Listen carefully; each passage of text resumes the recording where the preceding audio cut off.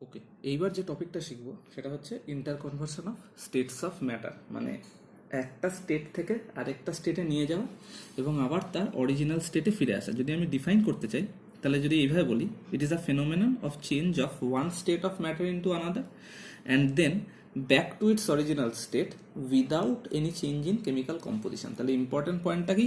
দুটো দেখো important point আছে এখানে, হচ্ছে change of state of matter from one state to another,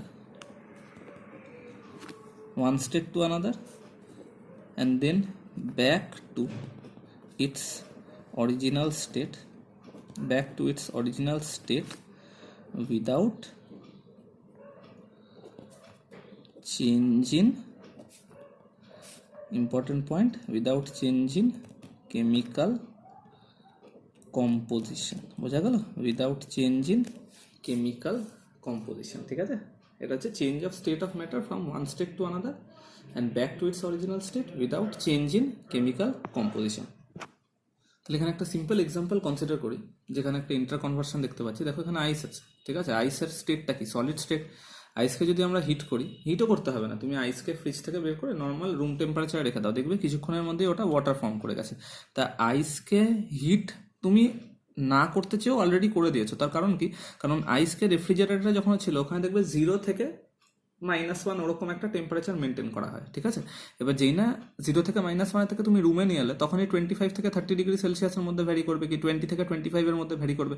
তো ইভেনচুয়ালি আইস কিন্তু 0 থেকে তুমি হিট করেই দিলে, তো সঙ্গে সঙ্গে দেখবে ওটা কিসে কনভার্ট হয়ে গেল? ওটা ওয়াটারে কনভার্ট হয়ে গেছে। তাহলে এইবার যেটা এটা ওয়াটারে কনভার্ট হলো, এবার এই ওয়াটারটাকে তুমি আরও হিট করছো।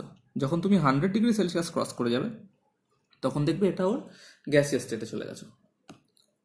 এবার এটাকে যখন তুমি আবার কুল করলে, তখন কি হলো? তখন এটা আস্তে আস্তে আবার ওর লিকুইড ফর্ম ওয়াটারে চলে এলো। যখন এটাকে আবার তুমি কুল করলে, তখন এটা আস্তে আস্তে কি হলো?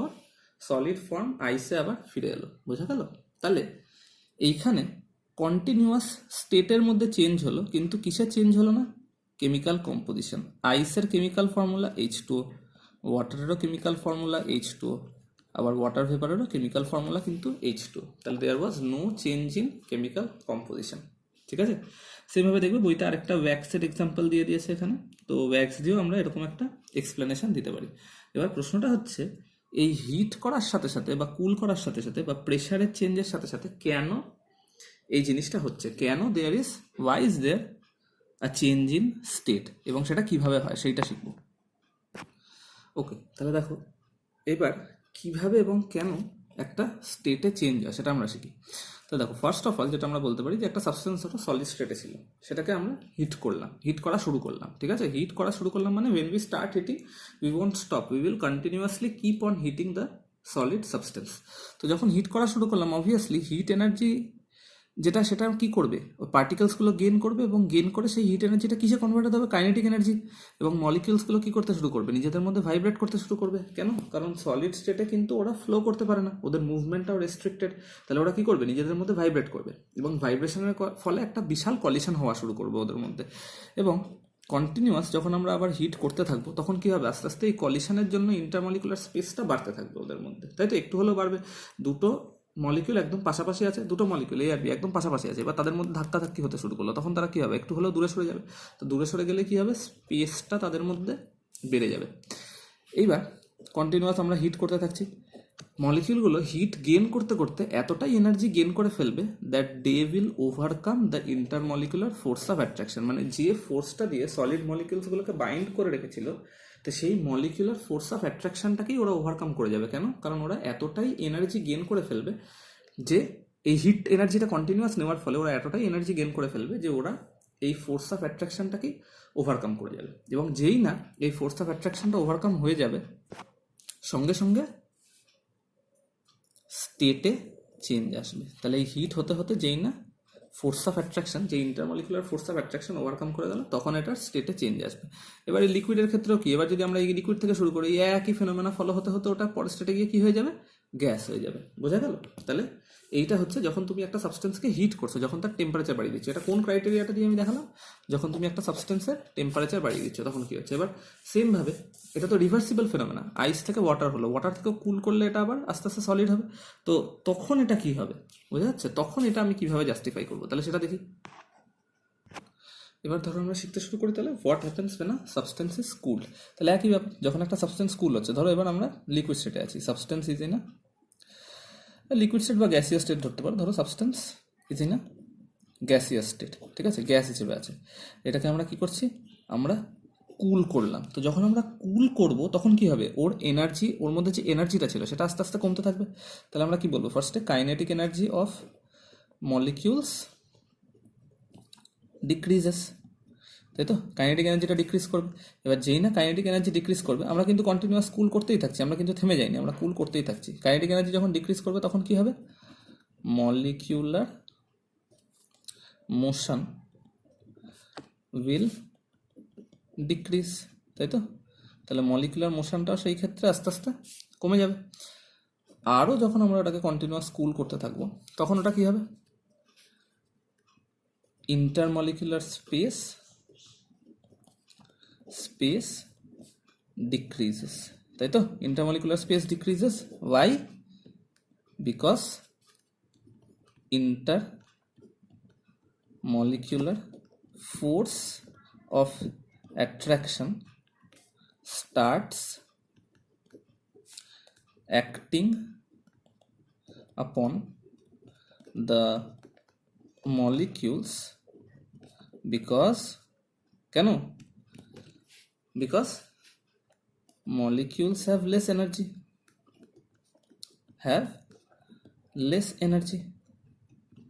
তো যখন আমরা একটা মলিকিউলকে কুল করব, ওর নিজস্ব পার্টিকেলগুলোর এনার্জি তো কমে যাবে, মানে অ্যাটমিক স্টেটে যে এনার্জিটা ছিল সেই এনার্জিটাই কমে যাবে। তো এনার্জি কম হলে কি হয়ে যাবে, তখন ইন্টারমলিকুলার ফোর্স অফ অ্যাট্রাকশনটা ওদের উপর বেশিভাবে আরও কাজ করতে শুরু করবে। তো ইন্টারমলিকুলার ফোর্স অফ অ্যাট্রাকশন যখন বেশিভাবে কাজ শুরু করবে তখন কি হয়ে যাবে, তখন ওটার ইন্টারমলিকুলার স্পেসগুলো কমতে থাকবে। এবার ইন্টারমলিকুলার স্পেস কমতে কমতে কমতে কমতে কি হয়ে যাবে, ওটা ইট চেঞ্জেস টু লিকুইড স্টেট, ঠিক আছে। গ্যাসের ইন্টারমলিকুলার স্পেস যদি আমি কমিয়ে দিই তখনই ওটা আস্তে আস্তে লিকুইড স্টেটে আসবে। এবার আমাকে বলবে কাইনেটিক থিওরি দিয়ে এক্সপ্লেন করো, তখন আমাকে এই প্রতিটা পয়েন্ট মেনশন করে দিতে হবে। ক্লিয়ার? এখানেও দেখো কেমিক্যাল কম্পোজিশনে কিন্তু কোনো রকম চেঞ্জ হলো না, এখানেও কেমিক্যাল কম্পোজিশনে কিন্তু কোনো রকম চেঞ্জ হলো না। আচ্ছা, এইবার তাহলে আসি আমরা সাবলিমেশন টপিকটায়। তাহলে সাবলিমেশন হচ্ছে এমন একটা ফেনোমেনা যেখানে সলিড স্টেট থেকে গ্যাসিয়াস স্টেটে ডাইরেক্টলি একটা সাবস্টেন্স পৌঁছে যায়, ঠিক আছে, আপন হিটিং, অবভিয়াসলি আপন হিটিং, ঠিক আছে। আর ডিপোজিশন হচ্ছে এমন একটা ফেনোমেনা যে ফেনোমেনাটায় আপন কুলিং গ্যাসিয়াস থেকে ডাইরেক্টলি সলিড স্টেটে কিছু সাবস্টেন্স চলে আসে, ঠিক আছে। এদের লিকুইড স্টেটটা একদমই প্রমিনেন্ট নয়, লিকুইড স্টেটটা অবধি, মানে লিকুইড স্টেটটা একদম বেশিক্ষণ এক্সিস্ট করে না এদের, মানে লিকুইড ফর্মটা থেকেই আবার সোজা গ্যাসিয়াসে চলে যায়, এনার্জিটা এমনভাবেই এদের ট্রান্সফার হয়। তাহলে NH4Cl যারা জানো না বলে দিই, অ্যামোনিয়াম ক্লোরাইড, ঠিক আছে। NH4Cl, ammonium chloride, camphor, iodine, এগুলো সবই সাবলিমেবল সাবস্টেন্সেস। কীরকমভাবে এক্সপ্লেন করি, একটা সিম্পল এক্সাম্পল দিই। ধরো আমি একটা এরকম টেস্ট টিউব নিলাম, ঠিক আছে। এই টেস্ট টিউবটার মধ্যে আমি এখানে কি লিখেছি, NH4Cl নিলাম, ঠিক আছে। এই টেস্ট টিউবটার মধ্যে NH4Cl নিয়েছি। এবার এটাকে আমরা হিট করছি, ঠিক আছে। তো যখন আমরা NH4Cl-কে হিট করব, এটা একটা পাউডারি সল্টের মতো, ঠিক আছে, একটা হোয়াইট পাউডারি সল্টের মতো। তো এটাকে যখন আমরা হিট করব দেখবো এটা সোজা এরকমভাবে সাবলাইম করে যাচ্ছে।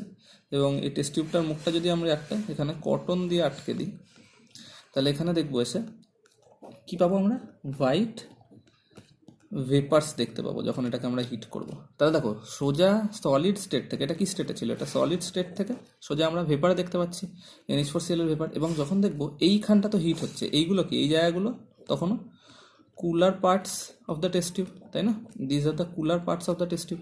তো এইখানটায় যখন দেখলাম, এইখানে আস্তে আস্তে দেখবো ছোট ছোট করে ডিপোজিট পড়ছে, বোঝা গেল, ছোট ছোট করে এখানে ডিপোজিট পড়ে যাচ্ছে, ঠিক আছে। কেন, কারণ এখানে যখন হিটেড আপ হচ্ছিল তখন এটা সেটা সলিড থেকে ভেপার স্টেটে পৌঁছে গেল, এখানে যখন আবার কুল ডাউন করলো তখন এটা কি হলো, এটা ডিপোজিশন হয়ে গেল। তাহলে এই যে ডিপোজিটগুলো, এই ডিপোজিটগুলোকে আমরা কি বলে থাকি, এটাকে সাবলিমেট বলে থাকি, ঠিক আছে, দিস ইজ কল্ড সাবলিমেট। মানে সল্টটা থেকে হিটেড আপ হয়ে যখন আবার ডিপোজিট করলো, ডিপোজিট হওয়ার ফলে যে জিনিসটা পেলাম সেটাকে আমরা বলে থাকি সাবলিমেট। ক্লিয়ার? ওকে, এইবার তাহলে আমরা শিখি হচ্ছে স্টেট অফ ম্যাটার প্রেশারের সাথে কিভাবে চেঞ্জ হচ্ছে। একটা ডায়াগ্রাম দিয়ে প্রথমে এক্সপ্লেন করছি, তাহলে খুব ক্লিয়ারলি ব্যাপারটা বোঝা যাবে। ঠিক আছে, ধরো এইখানে আমরা কিনে নিলাম একটা এরকম বিকার নিলাম, একটা এরকম একটা বিকার নিলাম। ঠিক আছে, আচ্ছা, এই বিকারের মুখে আমরা একটা পিস্টন রেখে দিয়েছি। কি রেখেছি? একটা পিস্টন, এরকম পিস্টন। এটা হচ্ছে পিস্টন। পিস্টনটা কি করা যেতে পারে? আপ ডাউন করা যেতে পারে। হ্যাঁ, এই হ্যান্ডেলটা ধরে যখন উপরে তুলবো পিস্টন উপরে উঠবে, হ্যান্ডেলটা ধরে যখন নিচে নামাবো তখন এটা নিচে আসবে। ধরো এখানে আমরা কি রেখেছি? ওয়াটার ভেপার রেখেছি। বোঝা গেল?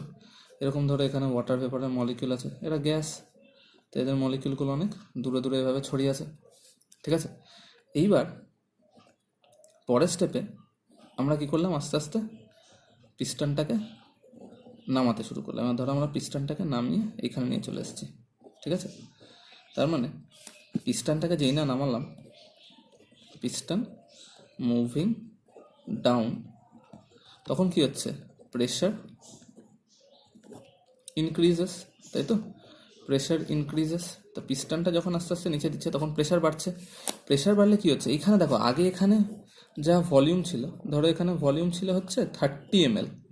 ঠিক আছে, এখন এখানে ভলিউমটা কত হয়ে গেল? এই জায়গার ভলিউমটা, ধরো এই জায়গার ভলিউমটা হয়ে গেল 10 ml। ক্লিয়ার? তাহলে দেখো, যখন প্রেশার বাড়ালাম তখন আস্তে আস্তে ভলিউমটা অনেকটা কমে গেল না? তা প্রেশার বাড়লে ভলিউম কমে, এবং যত ভলিউম কমে তত স্টেট চেঞ্জ হওয়ার দিকে ব্যাপারটা এগোয়। কেন? এক্সপ্লেন করছি। দেখো, যত ভলিউম কমছে তত ইন্টারমলিকুলার স্পেস কমে যাচ্ছে। এখানে কি ছিল? ইন্টারমলিকুলার স্পেস অনেক বেশি ছিল। এখানে কি ছিল? Higher intermolecular space. ঠিক আছে, আর এইখানে কি হলো? ইন্টারমলিকুলার স্পেস অনেক কমে গেল। তাহলে ইন্টারমলিকুলার স্পেস কমতে থাকলে আস্তে আস্তে কি হবে? গ্যাস থেকে এটা এখানে গ্যাস ছিল, এটা আস্তে আস্তে এখানে কি হয়ে গেল? লিকুইড হয়ে গেল। বোঝা গেল? তাহলে এইভাবে যদি আমরা স্কিম্যাটিকভাবে লিখি, তাহলে আমরা কি বলতে পারি? যখন আমরা প্রেশার বাড়াচ্ছি তখন কি হচ্ছে? ভলিউম কমছে। ভলিউম কমা মানে ইন্টারমলিকুলার স্পেস কমে আসে। ইন্টারমলিকুলার স্পেস কমা মানে কি হবে? Eventually state changes. ক্লিয়ার? তাহলে this is the effect of pressure on change of state.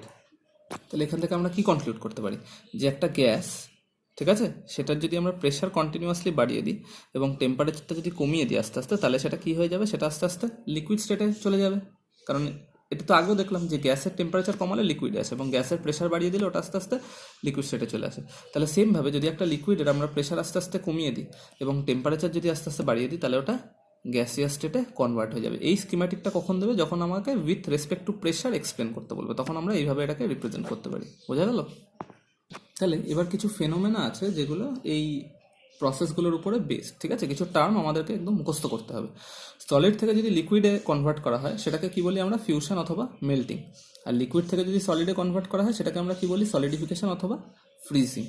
Liquid থেকে যদি গ্যাসে ট্রান্সফার করা হয় তাহলে এটাকে আমরা কি বলি? ইভাপোরেশন। আর যদি গ্যাস থেকে লিকুইডে আনা হয় তাহলে আমরা এটাকে কি বলে থাকি? কনডেনসেশন। ঠিক আছে, যদি আমরা সলিড থেকে সোজা গ্যাসে চলে যাই সেটাকে আমরা কি বলি? সাবলিমেশন। আর গ্যাস থেকে যদি সোজা সলিডে চলে আসি তাহলে এটাকে আমরা বলি ডিপোজিশন। তো দেখবে এই রেসপেক্টে কিছু ডেফিনেশন আমাদের এগুলো লার্ন করতে হবে, এবং এদের সাথে সাথে এদের টেম্পারেচারগুলো। যেমন মেল্টিং পয়েন্ট কি হয়? মেল্টিং পয়েন্ট হচ্ছে যে টেম্পারেচারে সলিড থেকে লিকুইড স্টেটে চলে যাবে, ঠিক আছে, সেই টেম্পারেচারটা আমাকে বলি কি? Melting point. At atmospheric pressure, এখানে ইম্পর্টেন্ট পয়েন্টটা মনে থাকবে, অ্যাট অ্যাটমসফেরিক প্রেশার, এমন একটা fixed temperature at which solid changes to the liquid stayed at atmospheric pressure is known as melting point. ঠিক আছে, কতক্ষণ এই মেল্টিং পয়েন্টটা থাকে? যতক্ষণ পুরো সলিডটা লিকুইডে চেঞ্জ না হয়ে যাচ্ছে। বোঝা গেল? যেরকম মেল্টিং পয়েন্ট অফ আইস কত? 0। তো 0 ডিগ্রিতে যখন পৌঁছে যাবে তখন আস্তে আস্তে আইস পুরো লিকুইড স্টেটে চেঞ্জ হতে থাকবে। আর সেমভাবেই বয়লিং পয়েন্ট কি হয়? যে পয়েন্টে লিকুইড গ্যাস হয়ে যাচ্ছে, যে ফিক্সড টেম্পারেচারে একটা পার্টিকুলার অ্যাটমসফিয়ারিক প্রেসারে কি হয়ে যাচ্ছে, লিকুইড স্টেট থেকে ওটা পুরো গ্যাসিয়াস স্টেটে কনভার্ট করে যাচ্ছে।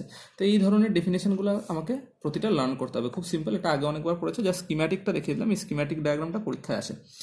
ইন্টারেস্টিং ব্যাপার হচ্ছে লিকুইফ্যাকশন। লিকুইফ্যাকশন কি হয় দেখো, কনডেনসেশন হচ্ছে গ্যাস থেকে লিকুইডে নিয়ে আসা, কিন্তু সেইখানে আমরা কি বলেছিলাম, জাস্ট গ্যাসিয়াস স্টেট থেকে লিকুইড স্টেটে নিয়ে আসা যেরকম কনডেনসেশন, সেটাকেও আমরা লিকুইফ্যাকশনও বলে থাকি। ঠিক আছে, কিছু কিছু ক্ষেত্রে সেটাকেও লিকুইফ্যাকশন বলে থাকি। কিন্তু একটা পয়েন্ট অফ ডিফারেন্স আছে, লিকুইফ্যাকশন আর কনডেনসেশনের মধ্যে ডিফারেন্সটা হচ্ছে যে লিকুইফ্যাকশনের ক্ষেত্রে আমরা টেম্পারেচার কমানোর সাথে সাথে প্রেশারটাকেও লোয়ার করে দিই। লিকুইফ্যাকশনের ক্ষেত্রে কি হয়, both temperature and pressure is lowered, বোঝা গেল। কিন্তু কনডেনসেশনের ক্ষেত্রে শুধু টেম্পারেচারটাকেই কমানো হয়, একটা particular atmospheric pressure, temperature lowered at atmospheric pressure, বোঝা গেল, ক্লিয়ার। তাহলে এইটা হচ্ছে আমাদের কনসেপ্ট অফ লিকুইফ্যাকশন এবং কনডেনসেশন। আচ্ছা, লাস্ট টপিকে আসি, সেটা হচ্ছে law of conservation of mass. এটা কে প্রপোজ করেছিল? It was proposed by scientist Antoine Lavoisier. ঠিক আছে, অ্যান্টনি ল্যাভোইসিয়ার। তো এটা আমি ব্যালেন্সিংয়ের সময় law of conservation of mass পড়িয়েছি, যেটা কি বলেছিল, যেটা হচ্ছে matter can neither be created nor be destroyed, তাই তো? এটাই শিখিয়েছিলাম, matter can neither be created nor be destroyed. কোথায়? In case of a chemical reaction, দেখবে এটা তোমাদেরকে ব্যালেন্সিংও আমি শিখিয়েছিলাম। কি বলেছিলাম, যে mass of reactant is always equal to mass of product, বোঝা গেল। Mass of reactant is always equal to mass of product. তো তার মানে কি হয়, এই ব্যাপারটাই হচ্ছে law of conservation of mass, মানে অ্যাটমের সংখ্যা সবসময় সেমই থেকে যায়। ঠিক আছে, তো এটা আমরা এক্সপেরিমেন্টাল একটা ভেরিফিকেশন করতে পারি। তো সেটা আমরা কীভাবে করতে পারি, একটা সিম্পল রিয়াকশান নিই, তোমাদের বইয়ের একটা রিয়াকশান আছে, সেটা এক্সপ্লেন করছি। BaCl2 প্লাস Na2SO4, এটারও অ্যাকুয়াস সলিউশন নিলাম, এটারও অ্যাকুয়াস সলিউশন নিলাম। ঠিক আছে, এই দুটো রিয়াকশান করে আমরা কী পাবো, ব্যারিয়াম সালফেট পাবো, যেটা একটা হোয়াইট পিপিটি দেবে, হোয়াইট প্রেসিপিটেট দেবে, এবং তার সাথে আমরা কি পাবো, এটা NaCl পাবো। ঠিক আছে, 2NaCl। রিয়াকশনটা ব্যালেন্স করি, হ্যাঁ ব্যালেন্স। ঠিক আছে, আচ্ছা, তো দেখো, তো এই পুরো জিনিসটা দিয়ে আমরা law of conservation of mass কীভাবে জাস্টিফাই করব। ধরো প্রতিটার আমরা একটা মাস নিয়ে নিচ্ছি, কি নিলাম, 5 ml নিলাম হচ্ছে BaCl2 সলিউশন। ঠিক আছে, আর তার মধ্যে 5 ml Na2SO4 সলিউশন আমরা অ্যাড করলাম, এটাও 5 ml নিয়েছি, এটাও 5 ml নিয়েছি। ঠিক আছে, এবার আমরা রিয়াকশনটা করলাম, আস্তে আস্তে এবার রিয়াকশনটা হয়ে গেল। এইবার আমরা কি করব, তাহলে এই পুরো রিয়াকশনটা কি একটা অ্যাপারেটাসে হয়েছিল, তাহলে আমাদের এখানে টোটাল মাস কি ছিল, টোটাল মাস যদি আমরা রিয়াক্টেন্ট সাইডে দেখি, এই সাইডটা কি আমাদের রিয়াক্টেন্ট, তাই তো? এই সাইডটা হচ্ছে রিয়াক্টেন্ট আর এই সাইডটা হচ্ছে আমাদের প্রোডাক্ট। তো এখানে একটা ধরো একটা ফ্লাস্কের মধ্যে রিয়াকশনটা করেছিলাম, তাহলে টোটাল মাসটা কি ছিল, মাস অফ অ্যাপারেটাস মানে যে ফ্লাস্কটা তুমি ইউজ করছো। ঠিক আছে, অ্যাপারেটাস প্লাস 10 ml, এই যে মাসটা, এর যে মাসটা, এটাই ছিল আমাদের রিয়াক্টেন্টের মাস। রিয়াকশন হয়ে যাওয়ার পরে যখন আমরা আবার এটাকে মেজার করব, তখন কি দেখব, এখানেও mass of apparatus plus mass of product পুরো এইটার সাথে মিলে যাচ্ছে, মানে এটার ভ্যালু আর এটার ভ্যালু পুরো সেম, বোঝা গেল। তাহলে এর থেকে আমরা কি এক্সপ্লেন করতে পারি, যে there is law of conservation of mass in both cases is being satisfied. That means matter is neither created and nor it is destroyed, clear. তাহলে এখান থেকে আমরা কনক্লুড করতে পারি যে এখানে কোনো মাসে চেঞ্জ হয়নি, ওভারঅল মাসে কোনো চেঞ্জ হয়নি, কিন্তু কেমিক্যাল কম্পোজিশনটা পুরোপুরি এখানে চেঞ্জ হলো। ঠিক আছে, কিন্তু রিয়াক্টেন্টের যা মাস ছিল অ্যাপারেটাসের সাথে মিলিয়ে প্রোডাক্টেরও একই মাস থেকে গেছে অ্যাপারেটাসের সাথে মিলিয়ে। তাহলে দিস কনক্লুডস দ্য চ্যাপ্টার।